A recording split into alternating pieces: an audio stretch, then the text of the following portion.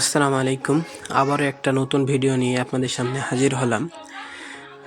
সম্মানিত দর্শকবৃন্দ, আজকে আপনাদের সামনে আলোচনা করব যে ভুট্টা গাছ ছোট বড় হয়ে যাওয়ার কারণ।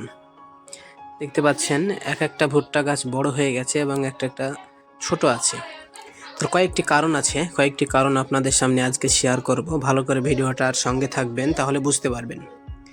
দেখবেন কোনো জমিতে কিছু গাছ বড় হয়ে যায় এবং কিছু গাছ ছোট হয়ে যায়। তার প্রথম কারণ হচ্ছে বীজের সমস্যা।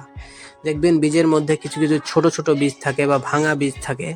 আপনারা সর্বপ্রথমে যখন ওই ভুট্টাটা লাগাবেন তখন কি করবেন, বীজটাকে প্রথমত ভালো করে মোটা গোলায় বাছাই করে নেবেন এবং ছোটগুলা ওইগুলা আপনারা লাগাবেন না।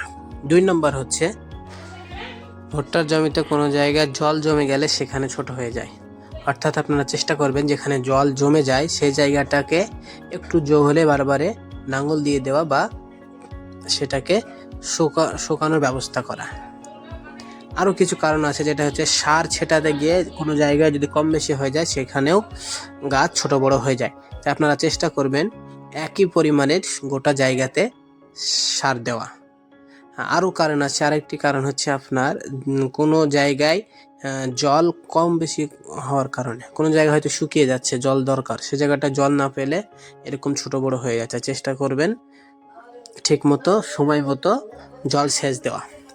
আরেকটা কারণ আছে আপনার হচ্ছে অনুখাদ্য কম বেশি হওয়ার কারণে। চেষ্টা করবেন অনুখাদ্যগুলা ঠিক মতো দেওয়া। সম্মানিত দর্শকবিন্দু, তাহলে দেখবেন আপনাদের গাছ আর ছোট বড় হবে না। যে কারণগুলো বললাম এই কারণগুলো মাথায় রেখে আপনাদের ভুট্টার ক্ষেত যদি ওই অনুপাতে যদি আপনারা পরিচর্যা করেন, অবশ্যই প্রত্যেকটা গাছই সমান হবে এবং প্রত্যেকটা গাছই একসঙ্গে পাকবে। আশা করি ভিডিওটা বুঝতে পেরেছেন, তাই শেষ করছি। আসসালামু আলাইকুম রহমতুল্লাহ।